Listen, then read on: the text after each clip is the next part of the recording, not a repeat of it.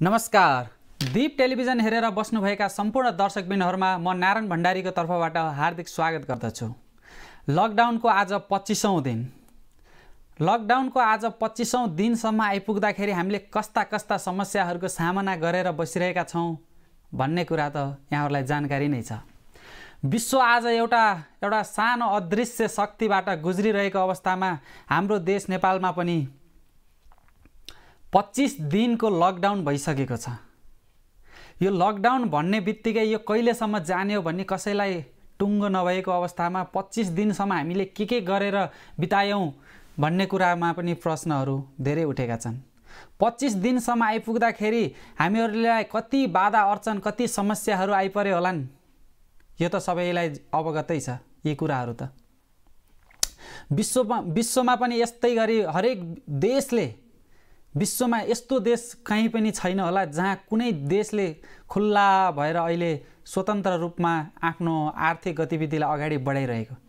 सबै देश प्राय जसो लकडाउनको स्थितिमा छन्। कसैले कोरोनालाई जितेर खुसियाली मनाइरहेका छन् त कसैले अझै पनि युद्धमा लड्दै छन् कसरी यसलाई परास्त गर्न सकिन्छ भनेर। यस्तै विविध संगालो कार्यक्रम कोरोना अपडेट लिएर तपाईहरु समक्ष हामी उपस्थित भइसकेका छौं। हरेक दिन यसै समयमा दीप टेलिभिजनको माध्यमबाट हामीलाई यो कार्यक्रमहरू तपाईहरु हेर्दै र सुन्दै आउनु भएको छ। यस्तै कार्यक्रमलाई आजको शुभारम्भ दिन चाहे मैले। पछिल्ला 24 घण्टामा विश्वमा के गतिविधिहरू भए, कोरोना भाइरसको प्रभाव कस्तो रह्यो विश्वमा, कुन देशलाई यसले अहिले गएको 24 घण्टामा कस्तो प्रभाव पार्यो भन्ने विषयमा मैले केही संक्षिप्त जानकारीहरू दिन चाहन्छु। पछिल्लो समय अहिलेको तथ्याङ्क हेर्ने हो भने विश्वमा अहिले 21,92,995 जना भन्दा बढी यसबाट संक्रमण भएका छन्।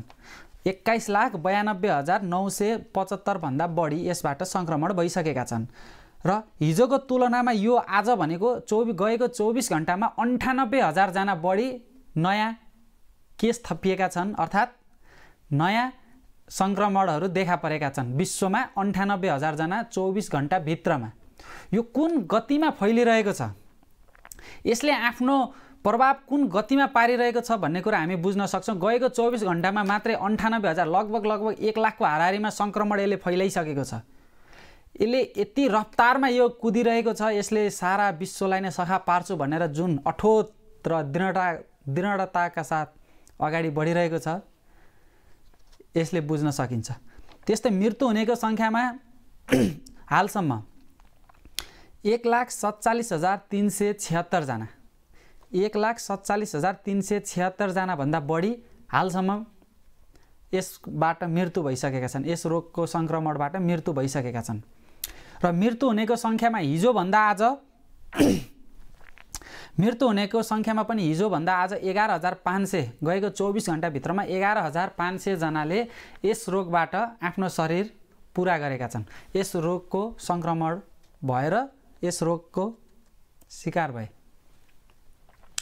त्यस्तै निको हुनेको संख्या पनि रहेको छ। 5,54,677 जना भन्दा बढी यस रोगको उपचारपछि स्वस्थ भएर घर फर्किरहेका छन्। यो एउटा सुखद पक्ष हो।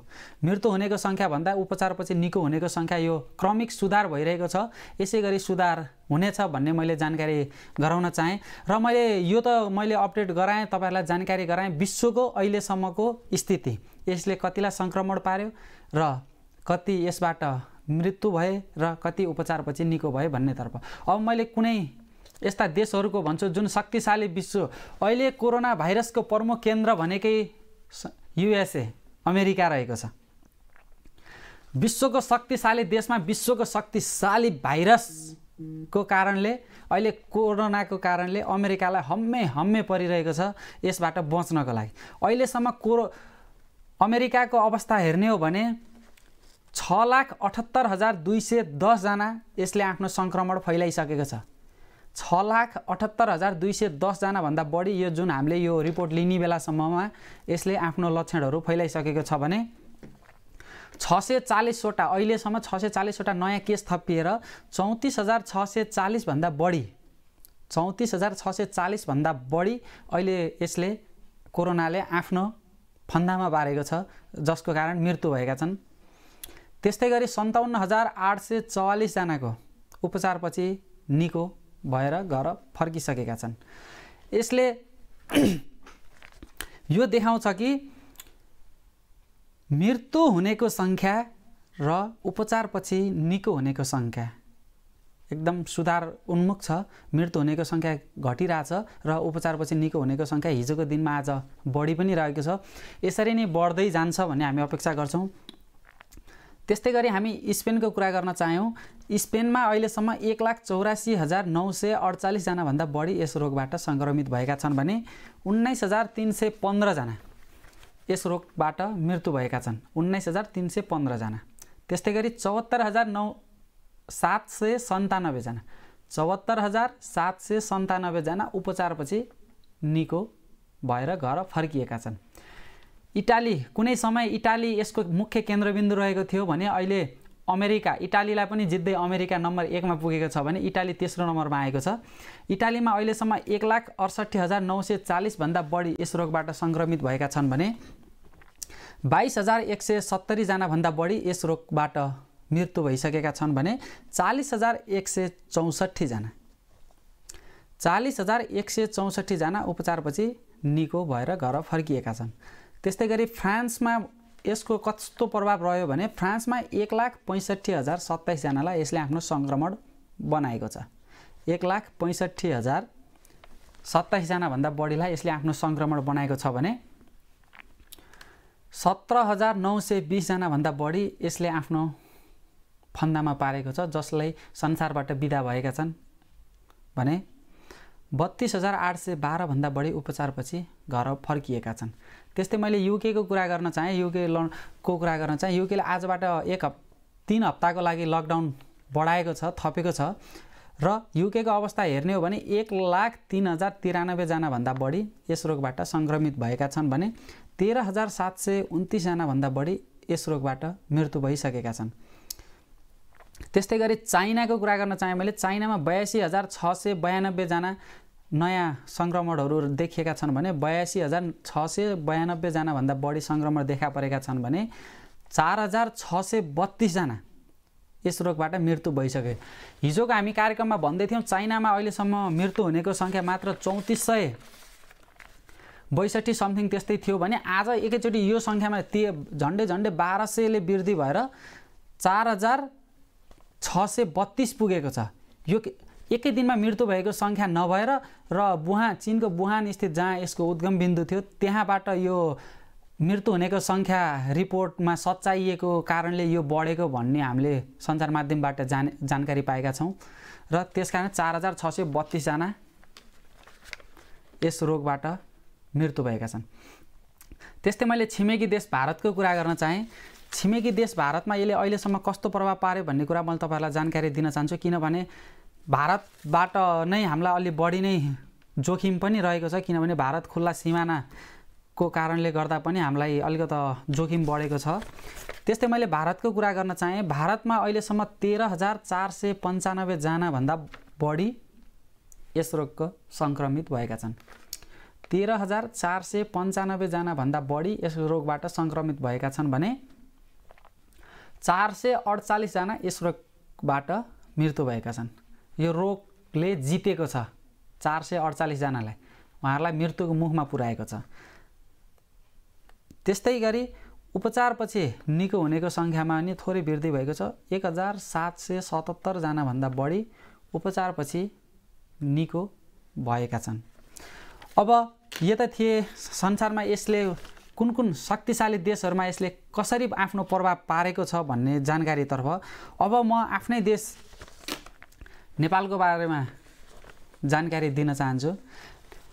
नेपालमा आज लकडाउनको 25औं दिन 25औं दिनसम्म आइपुग्दाखेरि नेपालमा अहिलेसम्म टोटल 16 वटा केसहरू देखिएका छन्। कोरोना सङ्क्रमणका लक्षणहरू देखिएका छन् भने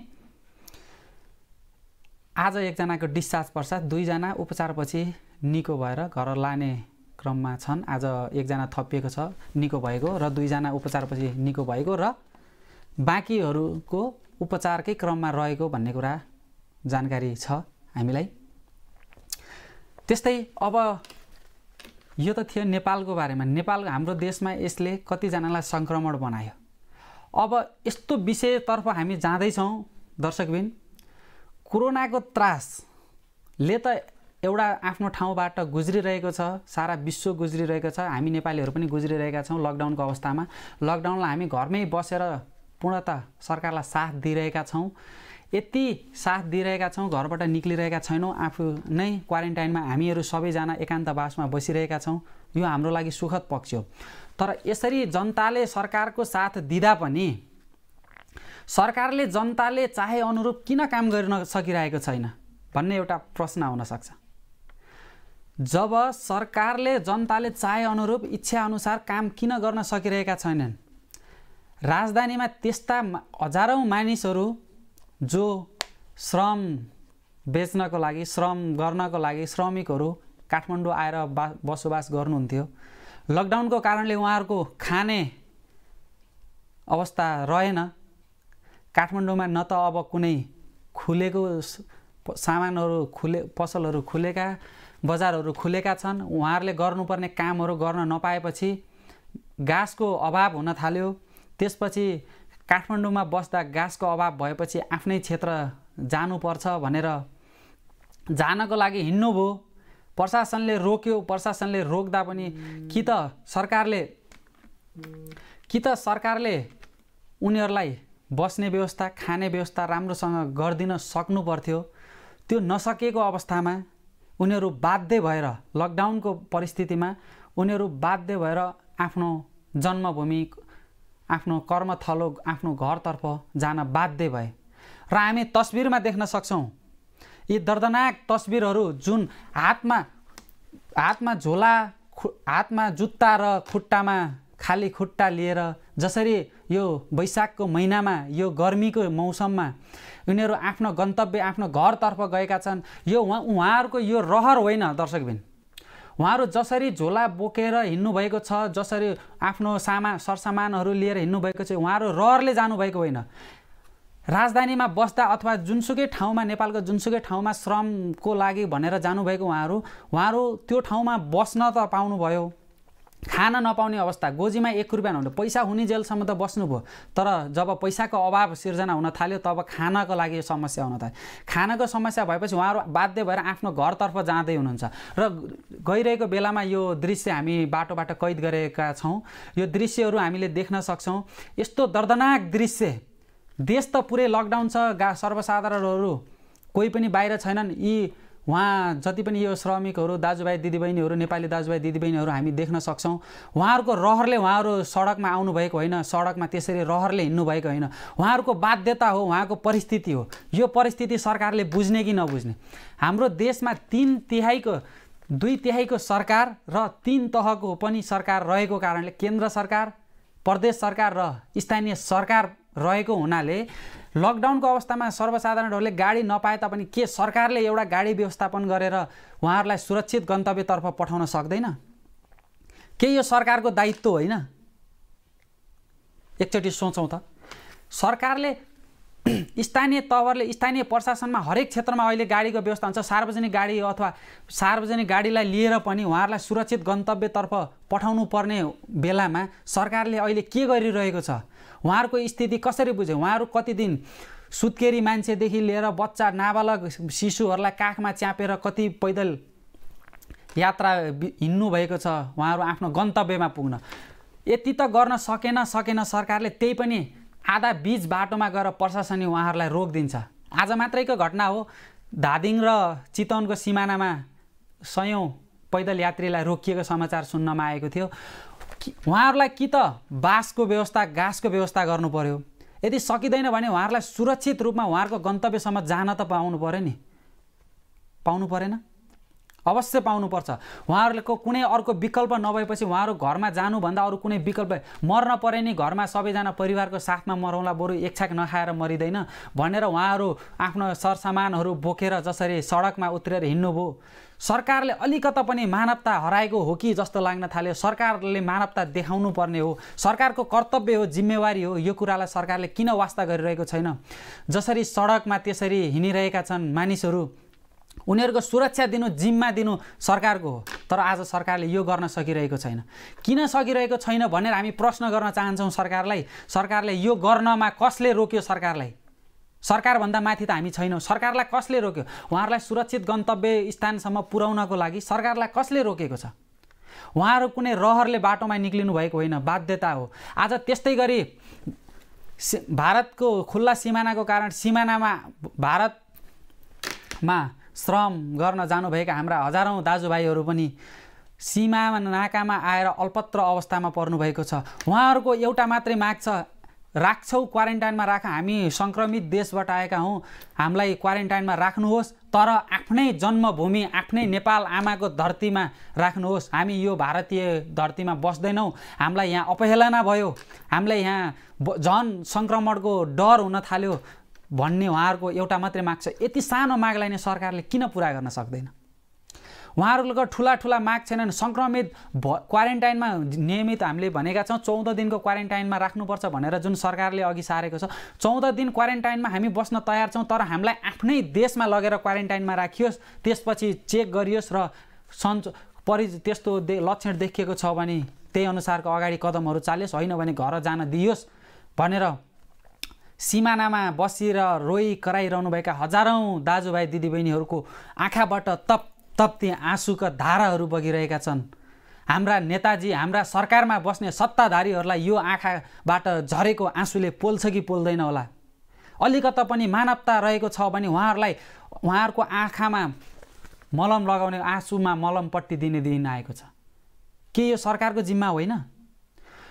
हामीले देख्ने गरेका छौँ चुनावी माहौलमा जसरी हाम्रा नेताहरू, हामीले जितेर पठाएका नेताहरू हाम्रा घरमा नमस्कार नमस्कार नमस्कार गर्दै हाम्रा घर दैलोमा आएर कति खुसी हुँदै घर दैलोमा आएर चुनावको लागि आफ्नो एक मतको लागि गरिब दिन दुखीहरूको घरमा गएर भोट माग्ने गरेका छन्, माग्छन् पनि।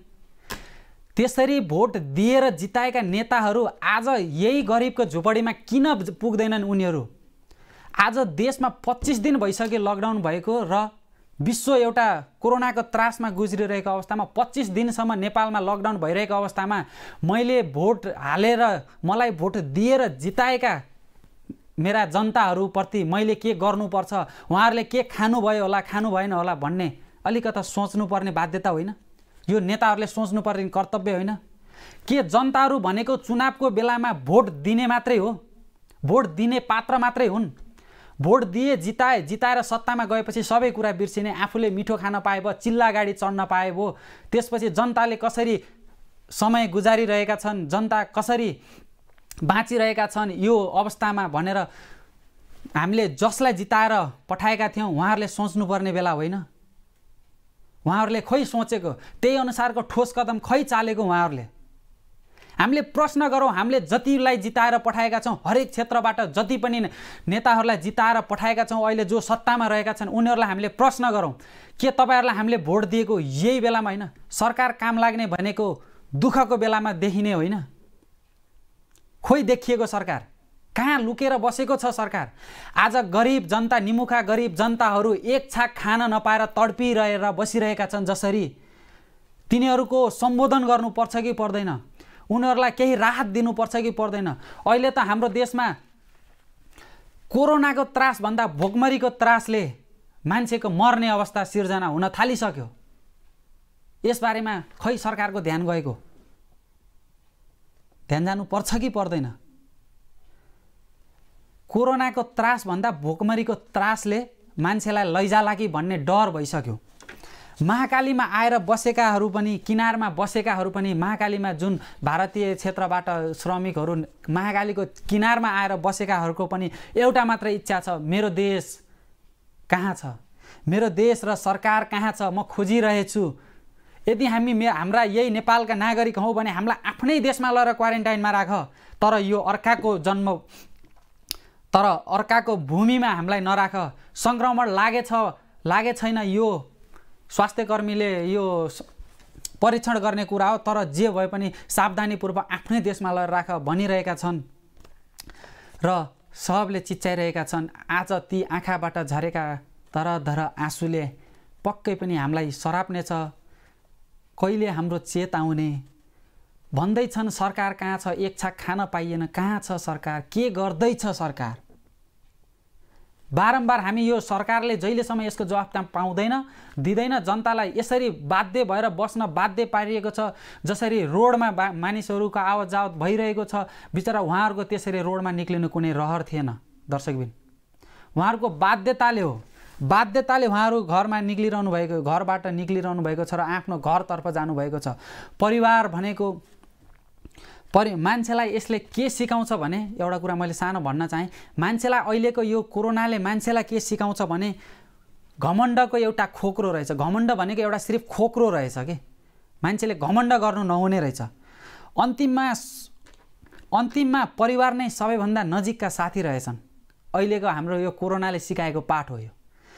अन्तिममा आफन्त भनेकै नजिकका साथी रहेछन्। पैसाको धाक लगाउनु बेकार रहेछ। खानु र बाँच्नु नै अन्तिम सत्यता रहेछ। मानिसलाई खान र बाँच्नको लागि नै मानिसको अन्तिम सत्यता रहेछ। जमिनमा प्लटिङ होइन खेती गर्नुपर्ने रहेछ। अहिले जसरी हाम्रो देशमा जमिनमा प्लटिङ गरेर घडेरी बेच्ने जुन अहिले वात्तै यो प्रवृत्ति बढेको छ, आफ्नो खेतलाई बाँझै राखेर सरिया वस्तुहरू, सरिया चामलहरू, राम्रा चिजहरू बाहिरी आफूले घरमा उत्पादन नगरेर बाहिरी बजारबाट हामी खरिद गरेर खाने बानी परेका थियौँ। अहिले यो सिकाइदिएको छ। अहिले त बाहिरबाट आउने आयात त बन्द छ। अहिले त त्यही आफूले गरेर आफ्ना घर नजिक भएका जुन खेतीहरू छन्, चिरा परेर जुन फुटेर बसेका थिए, अब त्यसैमा खेती गरेर आत्मनिर्भर हुने बेला आएको छ। अब कोरोनाले एउटा त्रास त फैलायो, तर यो कोरोना सकिँदा जेलसम्म हामीले एउटा पाठ पनि सिक्नु जरुरी छ। कोरोनाले हामीलाई के सिकाउँदछ भनेर यो कुरा पनि बुझ्नु आवश्यक छ। किनभने हामी त यति प्रलोभनमा पर्यौँ कि जे पनि अरूले गरिदिन्छ, अर्काको देशमा उत्पादन हुन्छ, हामी ल्याएर किनिदिने हो, खाने हो। कतिन्जेल चल्छ यसरी। कोरोनाले अहिले यो राम्रोसँग पाठ सिकाएको छ। खेती योग्य जमिनमा खेती गर्नुपर्छ, बाँझो राखेर महानता मिल्दैन। अहिले बल्ल सबै जति यो लकडाउन हुनुभन्दा पूर्व आफ्ना गाउँघरतिर, आफ्ना घरतिर पुग्नुभएका दर्शकबिनहरूको सामाजिक सञ्जालमा फोटो देखिन्छ। खेती किसानमा गरेर दिनहरू बिताइरहेका छौँ, खेतीहरू गरिरहेका छौँ भन्नुहुन्छ। एकदम खुसीको महसुस पनि लागिरहेको छ। खेतीपाती गर्नुपर्छ, आत्मनिर्भर, सकेसम्म आत्मनिर्भर हुनुपर्छ। खेतीपाती बाँझो राखेर केही फल मिल्दैन, आफ्नो जमिन बाँझो राखेर। त्यसकारण दर्शकबिन, हामी अहिले कोरोना अपडेट कार्यक्रम लिएर दैनिक यसै समयमा दीप टेलिभिजनमा आउने गरेका छौँ। तपाईहरुको घर आँगनमा यस टेलिभिजनको प्रसारण कस्तो आइरहेको छ, कृपया सल्लाह सुझावहरू पनि दिनुहोला। सल्लाह सुझाव केही छ भने दिने प्रयास गर्नुहोला।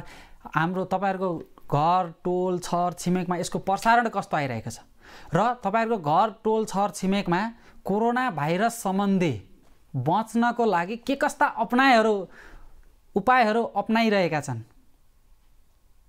यो त थाहा हुन्छ नि। यस्ता कस्ता उपायहरू अपनाइरहेका छन् भन्ने कुराहरू जानकारी पनि हामीलाई गराउन सक्नुहुन्छ। हामी त्यसलाई भोलिका दिनमा प्रसारण गर्नेछौँ। कुन ठाउँमा कुन क्षेत्रले कस्तो राहत वितरण गरिरहेको छ, भोका निमुखा जनताहरू कहाँ भोकभोकै बस्न परेको बाध्य छन्, त्यस्ता मानिसहरूको पनि खोजी गर्नुपर्ने आवश्यक छ। कोरोनाको त्रासबाट भन्दा भोकमरीको त्रासबाट सबैभन्दा पहिला बचाउनु पर्ने अवस्था आइसकेको छ र हामी बारम्बार भनिरहन्छौँ, स्थानीय सरकार, केन्द्र सरकार र प्रदेश सरकारले जसरी यी बाध्यतावश हिँडिरहेका श्रमिकहरू छन्, आफ्नो गन्तव्यतर्फ गइरहेको श्रमिकहरू छन्, उनीहरूलाई सक्छौ भने समुचित ढङ्गबाट आफ्नो गन्तव्यतर्फ प्रस्थान गरिदिनु होला। यदि सक्नुहुन्न भने बीच बाटोमा 2-4 घण्टा रोकेर तमासा नगरिदिनु होला। उहाँहरूको मनमा के बित्छ, त्यो पीडा भोलि तपाईको जो तपाईहरु अहिले त्यसरी रोक्नुहुन्छ, त्यो अवस्थामा तपाई त्यहाँ पर्नु भएको भए तपाईलाई के हुन्थ्यो, यो कुरा पनि तपाईले एकचोटि कल्पना गर्नुहोला, सोच विचार गर्नुहोला। तपाई यदि त्यो ठाउँमा, जुन त्यो सडकमा हिँडिरहेको मानिसको ठाउँमा तपाई यदि जसले रोक्दै हुनुहुन्छ त्यस ठाउँमा तपाई हुनुहुन्थ्यो भने तपाईको मनमा के बित्थ्यो, तपाईलाई कस्तो लाग्थ्यो? आफ्नो परिवारसँग भेट्नको लागि हामी त कति आफ्ना परिवारसँग बसेका छौँ, खाएका छौँ, जे जसो मिठो नमिठो भए पनि खाएका छौँ, बसेका छौँ।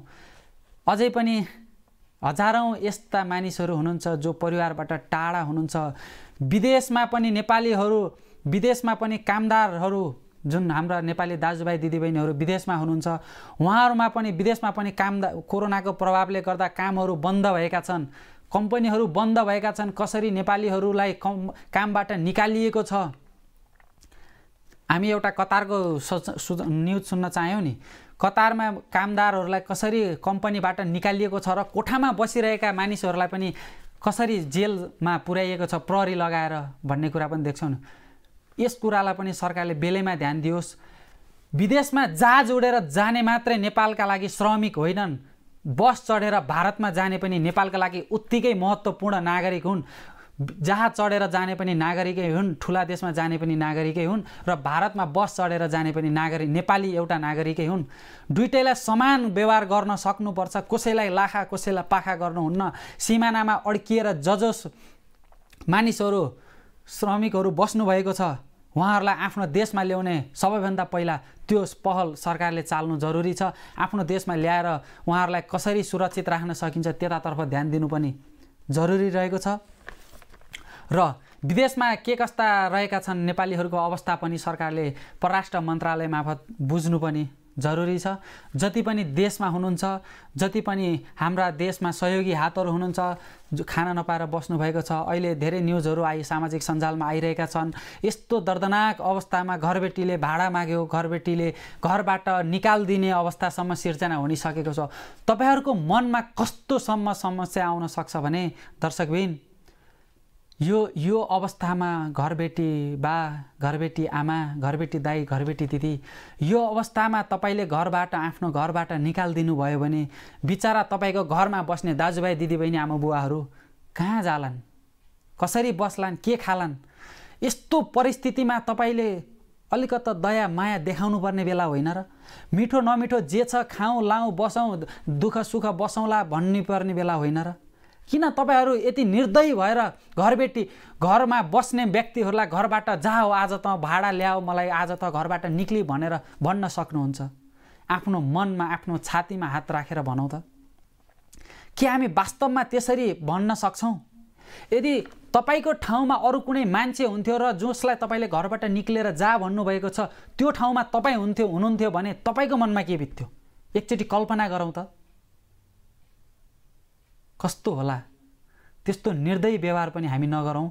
हाम्रो अहिले धेरै सहयोगी हातहरू पनि बढिरहेका छन्। त्यस्ता निमुखाहरूलाई सहयोग गर्ने हाम्रा महान कार्यहरू पनि भइरहेका छन्। ठाउँ ठाउँमा हामी सामाजिक सञ्जालको माध्यमबाट देखि पनि रहेका छौँ। विभिन्न पैदल यात्रीहरूलाई बिचबिचमा रोकेर पानी, बिस्कुट, चाउचाउ, खाना, दाल भात तरकारी, खानाको पनि व्यवस्था गरिदिनु भएको छ। उहाँहरूप्रति हृदयदेखि नै आभार प्रकट गर्न चाहन्छु, किनभने हाम्रो देशमा अझै पनि मानवता मरेको छैन। सरकारले गर्न नचाहेर हो अथवा गर्न नसकेर हो, तर पनि जनताले आफ्नो तर्फबाट आफू खुसी भई पनि मानवता देखाइरहेका छन्। निमुखा गरिब जनताहरूलाई खाना खुवाइरहेका छन्। सकिन्छ भने हामीले पनि केही गरौँ, त्यसमा साथ र हौसला प्रदान गरौँ। यदि सकिँदैन भने त्यसमा कुनै बाधा अर्चन पनि हामीले पैदा नगरौँ। र सरकारलाई मेरो अनुरोध छ, सीमामा बसेर रोकिएका नेपाली नागरिकलाई आफ्नो देशमा लिएर आउनुहोस्। क्वारेन्टाइनमा राख्नु परे देशमै ल्याएर राख्नुहोस्। र जसरी सडकमा यात्रीहरू आफ्नो गन्तव्यतर्फ, आफ्नो घरतर्फ गइरहनु भएको छ, उहाँहरूलाई छिटोभन्दा छिटो सार्वजनिक यातायातको व्यवस्थापन गरेर हुन्छ कि तपाईँहरू चढ्ने गाडी नै एक दिनको लागि दिएर हुन्छ कि उहाँहरूलाई सुरक्षित तवरले आफ्नो गन्तव्यतर्फ पुग्ने व्यवस्था गरिदिनुहोस्। तपाईँहरू एक दिन गाडी नचढेर केही हुँदैन, तर ती हजारौँ यात्रीहरूलाई गन्तव्यतर्फ पुर्याइदिनु भयो भने कति खुसी मिल्दछ, कति हर्ष र उल्लास पाउँदछन्। यो कुरा एकचोटि हामी सबैले बुझ्नुपर्ने अवस्था छ। सुत्केरी महिला, बच्चा काखमा बोकेर बाटोमा हिँड्दै गरेका तस्बिरहरू हामीले देख्यौँ। गर्भवती दिदीबहिनीहरू बाटोमा हिँड्दै गरेका तस्बिरहरू देख्यौँ। एक दिनदेखि होइन, 2 दिनदेखि होइन, 300, 400, 500 किलोमिटरसम्म पैदल यात्रा गरेर गन्तव्यमा पुग्नेहरूलाई पनि हामी देख्यौँ। तर कसैले साथ त उहाँहरूलाई दिएन, तर अवरोध भने धेरै गरेको पाइयो। यसकारणले यस्तो अवस्था सिर्जना नहोस्। जङ्गलको बाघलाई भन्दा मनको बाघले छिटो खायो भने हामीलाई साह्रै गाह्रो हुन्छ। त्यसै गरी कोरोनाको त्रासले त हामी जसोतसो बाँचौँला, तर कोरोनाको त्रासले भन्दा बढी भोकमरीको त्रासले मान्छेको मृत्यु भयो भने यसले एकदम नराम्रो सन्देश फैलनेछ विश्वमाझमा। त्यसकारण यस्तो सन्देश कसैले पनि नफैलाउँ, आफ्नो तर्फबाट सक्दो सहयोग र साथ र सहयोग र हौसला प्रदान गरौँ भन्दै आजको यस श्रृङ्खलाबाट बिदा माग्नुपर्ने बेला भइसकेको छ। समयले नेटो काटिसकेको छ। तपाईहरुको समक्ष घर समक्ष हाम्रो टेलिभिजनको प्रसारण कस्तो आइरहेको छ र हामीले सञ्चालन गरेको यो कोरोना अपडेट कार्यक्रमले तपाईहरुलाई कतिको प्रभाव परेको छ भन्ने कुराको सूचनाहरू पनि तपाईले दिन सक्नुहुन्छ। कस्तो प्रभाव पर्यो, हामीले कस्तो खालको कार्यक्रम तपाईहरु समक्ष प्रस्तुत गर्दा अझै तपाईहरुलाई साथ र सहयोग मिल्नेछ भन्ने कुराहरू पनि हामी भोलिका दिनमा प्रसारण गर्ने नै छौं भन्दै आजको यस कार्यक्रमबाट म बिदा लिने बेला भइसकेको छ भन्दै सम्पूर्ण युनिट लगायत म लगायत सम्पूर्ण मेरा दीप टेलिभिजन परिवार तथा युनिटहरूलाई यस कार्यक्रमबाट बिदा दिनुहोस्। हस्त नमस्कार।